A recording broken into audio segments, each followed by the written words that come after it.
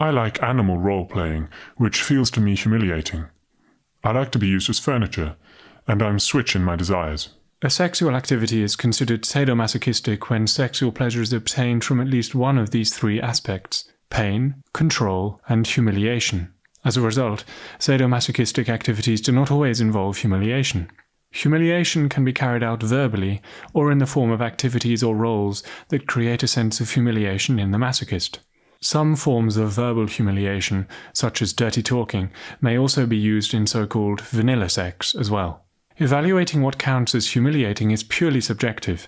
That which seems humiliating to one person may not seem so to another, or to the same person in different circumstances. An interviewee of a piece of BDSM research who penetrated her male partner anally thought of this act as humiliating.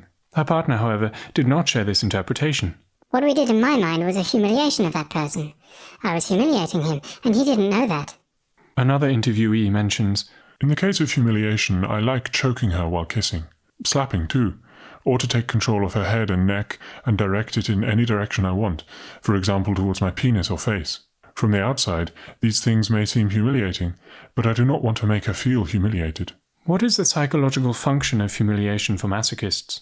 The social psychologist Roy Baumeister writes that humiliation temporarily lowers self-esteem and public esteem. The humiliation in masochism must seemingly make the maintenance of self-esteem impossible, at least for a brief period.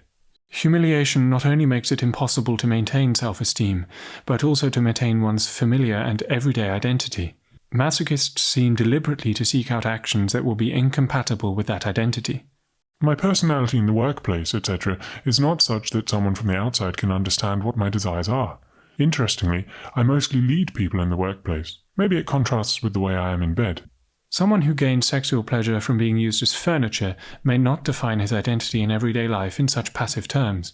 Such a person may even have a significant social status, and his desire may be in contrast with his everyday identity. We've even been a little creative lately, like doing squats while keeping balance, which she was interestingly very good at. In this case, she had to stand with her knees bent. There would be some object in her hands to hold, and there might be something on her head that determined balance. In this case, the important thing is to ignore her. When someone is doing this, I have to work as if they do not exist. Her suffering, her sweating, getting bored, not important. It creates mental pressure, and this pressure has an impact. The image that this person has of herself making these movements is probably very different compared to her everyday identity, and may contradict it in some ways. On the other hand, this person can hardly think of symbolic, complex, and ambitious meanings about herself in this physical state. Instead, her awareness will be focused on her nudity, embarrassment, and difficulty balancing, as well as the senses associated with what is happening at the moment. Thus, humiliation and embarrassment may focus the mind on the here and now, just as effectively as pain.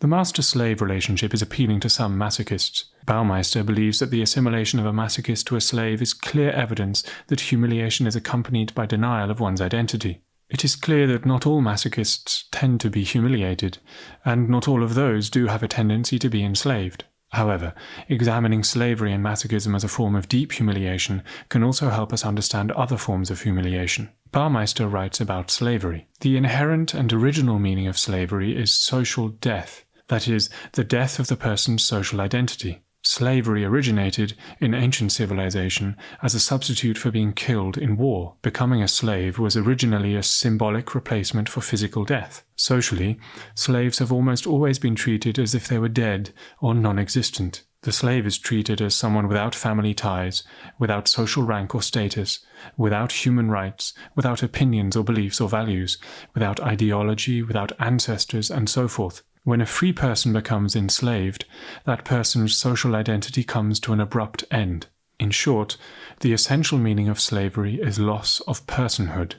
Slavery, as a form of deep humiliation, deprives one of self-respect. In fact, the slave is deliberately treated to make it impossible for them to maintain normal self-esteem and personality. Slavery also shifts a person's awareness from a high-level, ambitious, and symbolic realm in relation to himself to a low-level physicality. Humiliation shatters the lofty and respectable daily life identity of the masochist. In this way, humiliation, like pain and losing control, provides the masochist with an opportunity to escape the high-status, social, everyday self.